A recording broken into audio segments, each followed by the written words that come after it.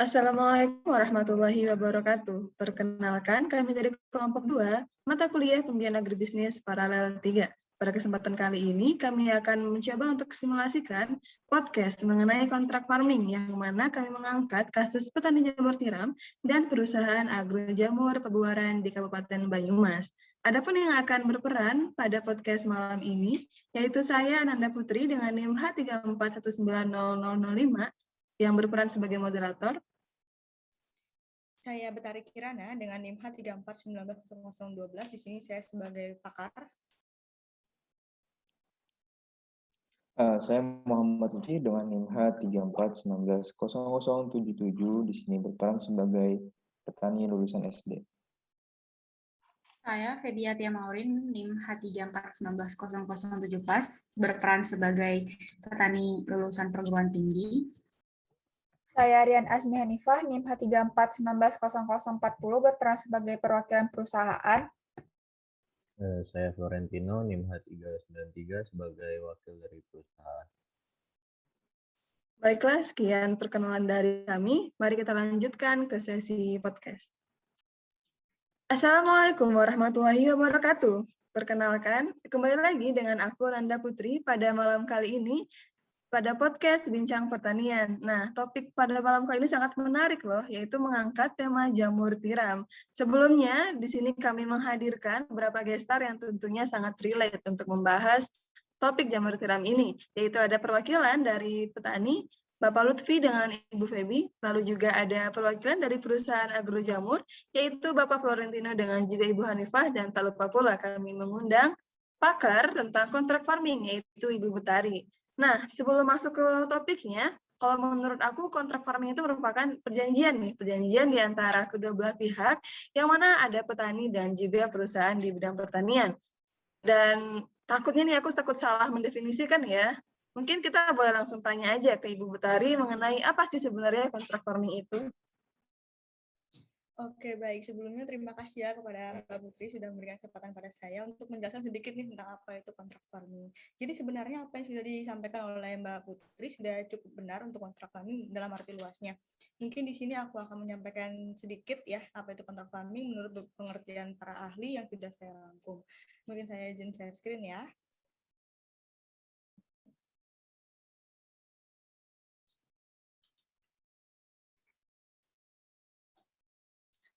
Nah, jadi ini kontrak farming.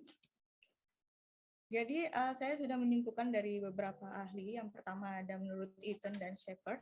Kontrak farming adalah kesepakatan kerjasama antara petani dan perusahaan pengolahan hasil atau perusahaan pemasaran produk pertanian untuk menghasilkan produk pertanian sesuai dengan kesepakatan kedua belah pihak.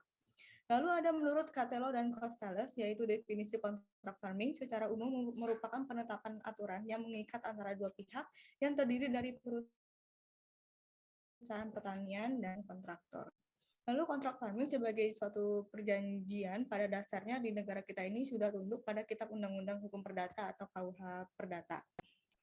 Nah, selain itu juga terdapat pengaturannya ada di beberapa peraturan perundang-undangan di Indonesia, seperti pada Undang-Undang Nomor 20 Tahun 2008 tentang usaha mikro, kecil, dan menengah, lalu ada Undang-Undang Nomor 19 Tahun 2013 tentang perlindungan dan pemberdayaan petani, lalu ada juga di Peraturan Pemerintah Nomor 44 Tahun 1997 tentang kemitraan, dan masih banyak lagi. Begitu, Mbak Putri. Wah, ternyata luas sekali ya pengertian dari kontrak farming ini. Nah, mungkin setelah itu kita perlu tahu juga nih, apa aja sih kelebihan dan kekurangan dari kontrak farming ini. Nah, kebetulan aku juga sudah menyimpulkan ya beberapa kelebihan dan kekurangan, baik dari sisi petani maupun sisi perusahaan. Oke, sebentar, saya next. Nah, jadi kelebihan kontrak farming, yang pertama ada bagi petani. Jadi sistem kontrak yang menjamin pemasaran dapat mengurangi biaya transportasi dan tidak ada pengeluaran biaya lainnya selama proses pemasaran. Kontrak farming ini juga bisa mengurangi risiko harga ditetapkan oleh pasar atau harga yang ditentukan oleh pembeli, dilakukan dengan mencari informasi pasar yang lebih baik dan memiliki akses pasar yang lebih pasti, di mana petani ini dapat mengetahui kualitas dan kuantitas hasil tani sesuai dengan permintaan pasar. Lalu yang kedua ada kelebihan bagi perusahaan, di mana kontrak farming ini memberikan keuntungan bagi perusahaan karena dapat menerapkan efektivitas biaya yang dikeluarkan. Kualitas yang dihasilkan juga konsisten karena adanya jaminan kontrol dari kelompok tani. Dan perusahaan juga akan menerima hasil jadi dari hasil pertanian yang dihasilkan oleh para petani. Lalu untuk kekurangan dari kontrak farming, ada juga yang menurut petani. Jadi kontrak farming ini sebenarnya rawan terjadinya monopsoni karena bisa terjadi penolakan produk oleh perusahaan dan juga adanya kurangnya transparansi dalam menentukan harga produk. Dan oligopoli juga mungkin terjadi karena adanya ketidakseimbangan kontrak. Lalu kontrak farming ini juga bisa memiliki kerugian seperti adanya kurangnya terjalin kepercayaan pada kedua belah pihak dan petani juga bisa memiliki ketergantungan yang berlebih kepada pihak perusahaan. Lalu kekurangan pada perusahaan, yaitu perusahaan bisa mengeluarkan biaya transaksi yang cukup besar untuk mencari dan memilih petani yang sesuai dengan kriteria yang mereka inginkan. Lalu selama kerjasama berjalan, perusahaan juga dibebani oleh biaya monitoring.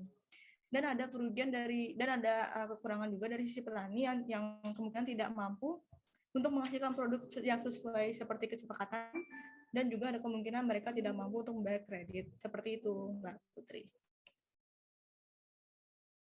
Nah, ternyata selain dari kelebihan, emang terdapat kekurangan ya, dan sebisa mungkin kita tuh bisa menutupi kekurangan itu dan maksimalkan kelebihan dari kontrak farming ini. Nah, mungkin kita juga perlu tahu nggak sih bagaimana perkembangan kontrak farming di Indonesia? Mungkin kepada Ibu Tari boleh menjelaskan sedikit tentang perkembangan tersebut? Nah, oke. Jadi menurut saya perkembangan kontrak farming di Indonesia itu sebenarnya masih kurang berkembang ya.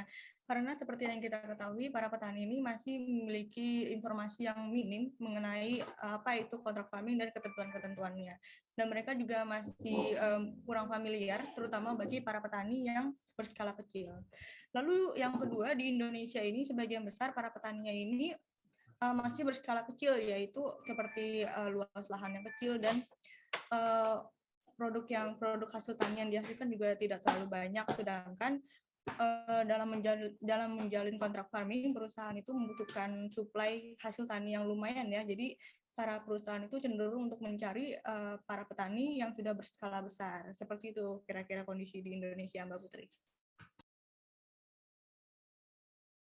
Wah, ternyata emang belum terlalu berkembang ya di Indonesia ini terkait kontrak farming. Nah, sekarang kita bisa berpindah nih ke kondisi lapang langsung, yang mana para petani tentunya lebih merasakan nih gimana dampak dan bagaimana di lapangan itu terjadi pertanian itu. Mungkin kita boleh langsung ke Bapak Lutfi dengan Ibu Febi. Mungkin boleh dimulai dari Bapak Lutfi dulu nih, menjelaskan bagaimana sih sebenarnya kondisi petani jamur tiram di daerahnya.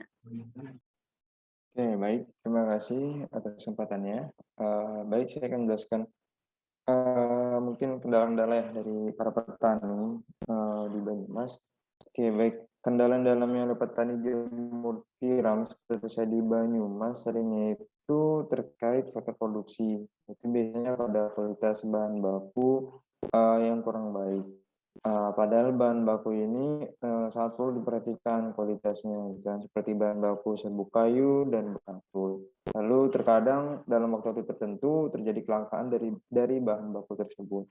Nah, terkait dengan kualitas, pengadaan serbuk kayu dan bekatul harusnya itu dari bahan yang baru, terus lalu serbuk kayu yang digunakan juga harus kering, tidak boleh mengandung minyak ataupun oli. Nah, bahkan serbuk kayu yang digunakan pada budidaya jamur tiram itu harus dari pohon yang tidak bergetah. Nah, tapi sayangnya beberapa perusahaan kayu yang menjadi supplier kami sering tidak memperhatikan hal-hal tersebut gitu. Jadi sering kami temukan bahwa serbuk kayu yang disimpan oleh supplier kami itu cenderung mungkin bisa dibilang asal-asalan gitu, tidak ditutupi dengan baik atau apa. Jadi kami takutnya itu terkontaminasi dengan dengan hal-hal yang lain seperti itu.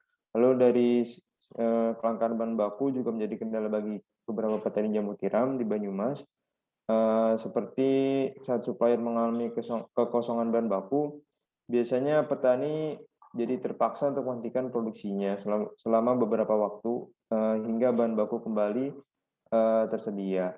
Nah, selain langka, bahan baku yang harganya mahal pun menjadi kendala bagi kami. Seperti harga bekatul yang belakangan ini sedang mengalami peningkatan harga. Mungkin itu sih kabar dari kami. Kembali lagi ke moderator. Wah, ternyata kalau dari petani Bapak Lutfi ini memiliki kendala yang sangat besar itu di bidang penyediaan input ya, yang mana kalau seandainya input yang ada ya udah nggak bisa berproduksi gitu. Mungkin kita bisa lihat nih dari pandangan dan kondisi dari Ibu Febi sebagai petani yang memiliki latar belakang pendidikan perguruan tinggi. Mungkin boleh Ibu Febi menjelaskan bagaimana kondisi pertanian jamur tiramnya. Baik, sebelumnya terima kasih atas kesempatannya. Kurang lebih sama ya kendala-kendala yang dihadapi oleh petani jamur tiram ini. Kalau saya itu lebih kayak faktor alamnya, itu cuaca yang panas, terus juga ketika melakukan proses penyiraman yang sudah sesuai, tetapi ternyata masih ada aja serbuk kayu atau baklok itu yang tidak menghasilkan jamur sama sekali, sehingga kan rugi ya. Terus juga kegagalan di saat proses sterilisasi, di mana plastik baklok itu dia mengalami kebocoran, sehingga mengurangi penggunaan baklok untuk budidaya. Terus juga kami sebagai petani yang pemula, terutama saya, itu lebih berpikir kalau lebih mudah untuk membeli bibit, membeli benih dari jamur tiram ini dibandingkan untuk membudidayakan benih itu sendiri, karena kan membutuhkan waktu yang cukup lama dan harus hati-hati dalam proses pembudidayaannya. Terus juga karena kami membeli benih ini tuh tidak hanya di satu supplier, itu juga tergantung karena adanya kelangkaan di beberapa supplier. Jadi ketika satu supplier yang kami beli itu tidak mempunyai stok benih, maka kami harus mencari lagi gitu. Di mana lagi nih supplier lain yang bisa memenuhi kebutuhan dari benih itu. Walaupun sebenarnya banyak ya kendala-kendala yang dihadapi, resikonya juga besar, tapi ternyata budidaya jamur ini kalau saya lihat-lihat punya peluang yang besar. Karena dilihat dari pola hidup masyarakat yang berubah nih seiring waktu berjalan, kayak adanya gaya hidup sehat, terus juga adanya masyarakat yang vegetarian. Jadi jamur tiram ini menjadi menjadi opsi untuk salah satu untuk dikonsumsi gitu. Sehingga ya itu kembali lagi, walaupun memang resikonya besar, tapi ternyata demand-nya banyak di pasar seperti itu. Oke, baiklah. Tadi kita udah sama-sama mengetahui ya bagaimana latar belakang dan kondisi sebenarnya nih dari dua petani ini. Mungkin sekarang kita bisa berpindah ya ke perusahaan. Tadi kan untuk mengatasi kendala-kendala tersebut bisa diatasi dengan kontrak farming. Nah, mungkin boleh bagi pihak perusahaan, pada Ibu Hanifah atau mungkin Bapak Florentino menjelaskan sebenarnya apa aja sih dari perusahaan agro jamur itu. Monggo, Ibu Hanifah. Baiklah, terima kasih moderator. Sebelumnya saya mau izin share screen, apakah dibolehkan? Ya, boleh, silahkan. Baiklah, saya akan menjelaskan tentang perusahaan kami, yaitu perusahaan Agro Jamur Pabuaran. Perusahaan Agro Jamur Pabuaran merupakan perusahaan yang bergerak di bidang agribisnis, khususnya komoditas jamur. Jamur yang dibudidayakan oleh perusahaan Agro Jamur Pabuaran antara lain jamur tiram coklat, jamur tiram putih, jamur shiitake, dan jamur kuping. Yang menjadi komoditas perusahaan kami adalah jamur tiram. Perusahaan kami selain membudidayakan jamur tiram, juga membudidayakan bibit jamur dan menjual media tanam siap dipanen. Perusahaan kami berlokasi di Desa Pabuaran, Kecamatan Purwokerto Utara, Kabupaten Banyumas, tepatnya di Jalan Gunung Merapi, nomor 18, Pabuaran. Pada keberjalanan usaha dalam sistem kontak farming, Agro Jamur Pabuaran menjalankan secara mandiri usahanya. Petani mitra Agro Jamur Pabuaran tidak hanya tersebar di area Kabupaten Banyumas, namun yang aktif hanya lebih fokus di dalam Kabupaten Banyumas. Rata-rata petani mitra memulai awal usaha budidaya jamur tiram bertepatan dengan kesepakatan usaha dengan Agro Jamur Pabuaran. Dalam menjalankan kegiatannya, kontrak farming ini bersifat informal, namun perjanjian bersifat mengikat dan mengandung makna. Pola kontrak farming yang dibangun oleh Agro Jamur Pabuaran mendekati pola inti plasma, yaitu pola hubungan kemitraan yang memberikan pelayanan. yang memberikan hubungan kemitraan antara perusahaan selaku petani inti dengan kelompok mitra, di mana perusahaan memberikan pelayanan bimbingan kepada mitra sehingga dapat dikatakan bahwa kontrak farming yang dijalankan oleh Agro Jamur Pabuaran merupakan pola kemitraan semi inti plasma. Sekian dari penjelasan perusahaan. Apakah ada tanggapan dari rekan-rekan petani? Nah, sebelumnya, bentar ya, tadi karena kita telah mendengarkan nih penjelasan terkait kontrak farming, nah, dengan itu kita membuka sesi diskusi terkait petani dengan juga perusahaan. Mungkin mau langsung berdiskusi nih terkait apa aja sih harusnya tentang kontrak farming itu. Boleh mungkin langsung ditanggapi oleh pihak petani. Oke, baik. Saya ingin menanggapi ya, saya ingin memberikan pendapat. Jadi tadi dari apa yang disampaikan dari pakar sama dari pihak perusahaan, saya masih kurang yakin nih dengan pertanian kontrak ini. Karena saya merasa bahwa pertanian kontrak atau kontrak farming ini akan membuat saya terlalu bergantung kepada perusahaan. Walaupun saya sebagai petani memiliki tanah dan mengerjakan hampir keseluruhan proses produksi, tapi kontrol terhadap seluruh proses produksi di atas tanah saya kan tetap berada di pihak perusahaan penampung. Nah, dengan demikian saya jadi merasa kehilangan kontrol nih sekaligus kekuasaan terkait faktor dan proses produksi. Mungkin seperti itu. Mungkin saya izin menyanggah ya terkait pendapat dari Pak Lutfi bahwa dikatakan dengan adanya kontrak farming ini maka kita akan menjadi lebih ketergantungan dan juga kontrol dari proses produksi ini 100% diberikan kepada perusahaan. Menurut saya seperti yang sudah dijelaskan dari pakar dan juga perusahaan itu sudah cukup jelas ya. Kalau ternyata kontrak farming itu kan kesepakatan antara kedua belah pihak. Jadi kontrol yang dilakukan itu merupakan kesepakatan dari petani maupun juga perusahaan. Dan saya yakin juga pasti kontrol itu tidak secara 100% harus gitu di bawah tangani dari perusahaan, karena kan kayak itu kembali lagi ya, dengan adanya kontrol dari perusahaan itu tujuannya adalah untuk memaksimalkan produksi yang sesuai dengan standar yang diinginkan oleh perusahaan dan juga yang memang yang ada gitu kemauannya dari pasar. Dan juga menurut saya dengan adanya bantuan kontrak farming ini mungkin akan manajemen dari usaha budaya jamur tiram ini mungkin akan lebih terstruktur dan juga lebih berjalan lebih baik lah gitu, berjalan lebih baik karena selain sarana produksi yang bisa kita dapatkan, juga kita dapat dapat pasar yang memang udah jelas gitu. Jadi sebenarnya mungkin kontrak farming ini juga menguntungkan bagi kami para petani seperti itu.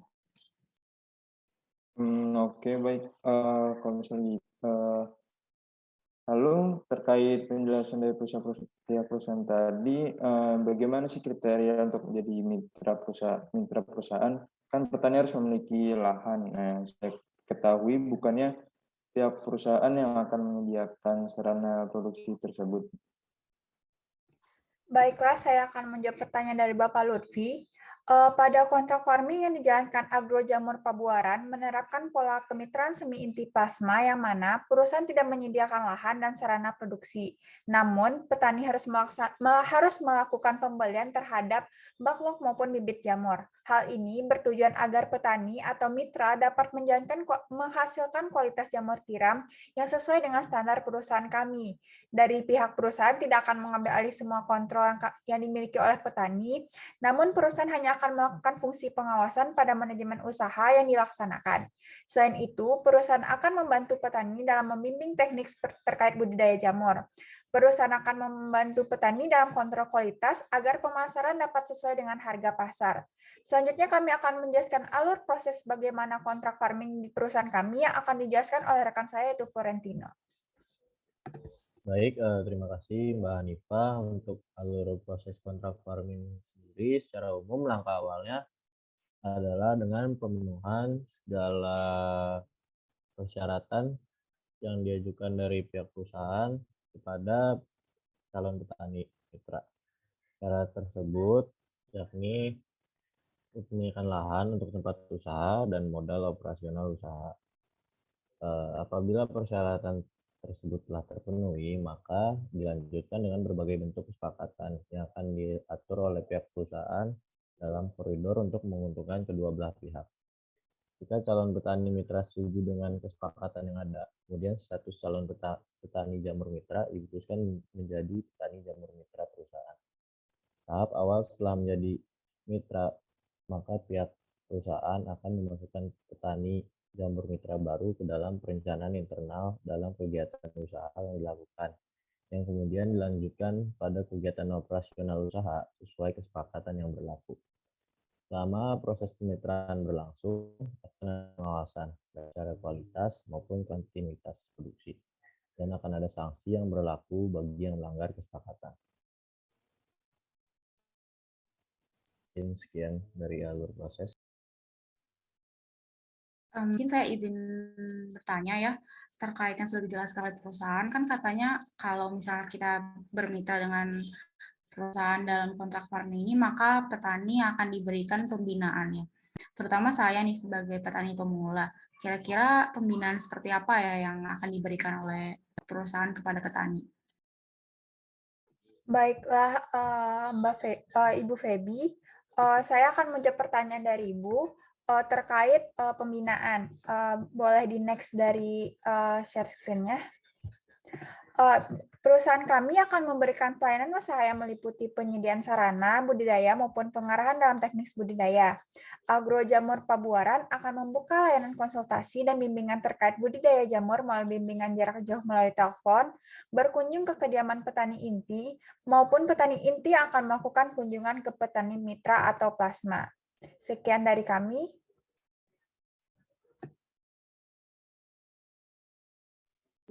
Oke, ternyata kalau didengar-dengar ya dari diskusi tadi, bahwasanya keuntungan itu kalau bisa dimaksimalkan di kedua belah pihak, dan tadi juga telah dijelaskan terkait batasan-batasan gitu antara petani dengan juga perusahaan, dan juga selain itu, selain kerjasama, nanti petani juga akan mendapatkan pembinaan yang tentunya akan meningkatkan skill dari para petani tersebut untuk memproduksi jamur tiramnya. Nah, mungkin tadi kita setelah mendengarkan terkait kontrak farming ya, kita perlu tahu juga nih, apa aja sih hak dan kewajiban yang harus dipenuhi dari para petani dan juga para perusahaan. Mungkin dari pihak perusahaan boleh untuk menjelaskan terkait hak dan kewajiban tersebut.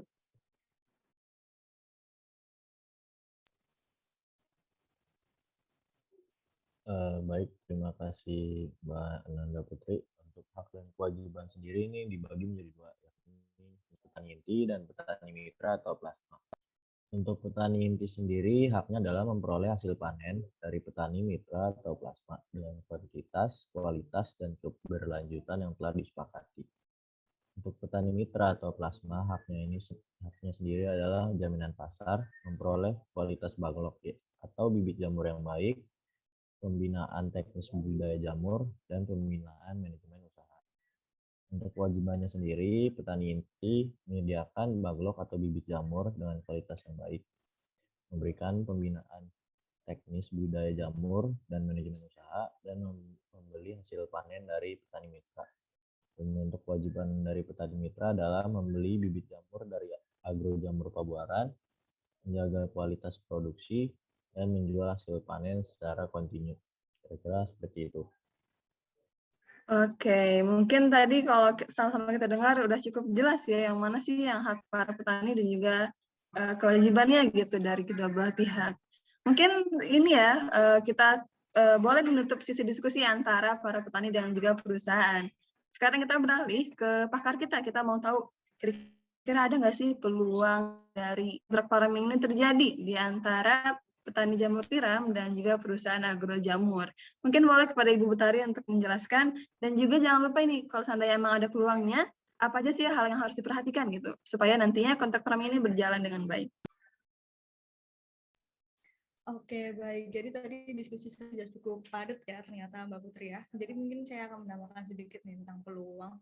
Menurut saya yang pastinya peluang untuk jenis kontrak farming antara petani dan perusahaan di Indonesia untuk kedepannya sangat besar ya, terutama kan sekarang udah adanya kemajuan teknologi, jadi kemungkinan para petani juga akan lebih mudah mengakses informasi yang terkait dengan kegiatan kontrak farming. Lalu untuk hal-hal apa aja sih yang harus diperhatikan baik dari sisi petani dan perusahaan untuk menjalani kontrak farming ya?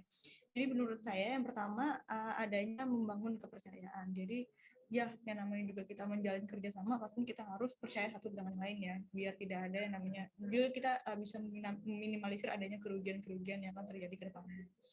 Lalu yang kedua, adanya jaminan produksi, ini khususnya untuk para petani, jadi sesuai dengan kesepakatan sudah disepakati oleh para petani dan pihak perusahaan atas kualitas produk yang menjadi syarat gitu ya, untuk menjalani kontrak farming seperti itu. Lalu yang ketiga ada skala ekonomis, yaitu memperhatikan nih adanya penggunaan waktu produksi, lalu ada tingkat efisiensi yang bisa dicapai oleh para petani. Lalu yang keempat ada pembagian beban risiko. Jadi idealnya dalam suatu bentuk kerjasama, maka pembagian beban risiko harus imbang. Jadi nggak berat di petani dan nggak berat di pihak perusahaan. Selanjutnya ada kredit pemodalan, ini juga untuk mempermudah para petani dalam mengakses pembiayaan. Lalu ada efisiensi input produksi, lalu ya ini pada umumnya dalam usaha peternakan input seperti pakan, obat-obatan, dan bibit. Jadi kalau pada perusahaan tiram tentunya akan disesuaikan sesuai dengan kebutuhan dari tiram itu sendiri. Lalu ada pengawasan dan monitoring, yaitu seperti kita ketahui pastinya dalam jalannya suatu usaha kita harus menjamin kualitas dan kuantitas dari produksi, sehingga harus selalu adanya pengawasan dan monitoring baik dari pihak petani maupun dari pihak perusahaan.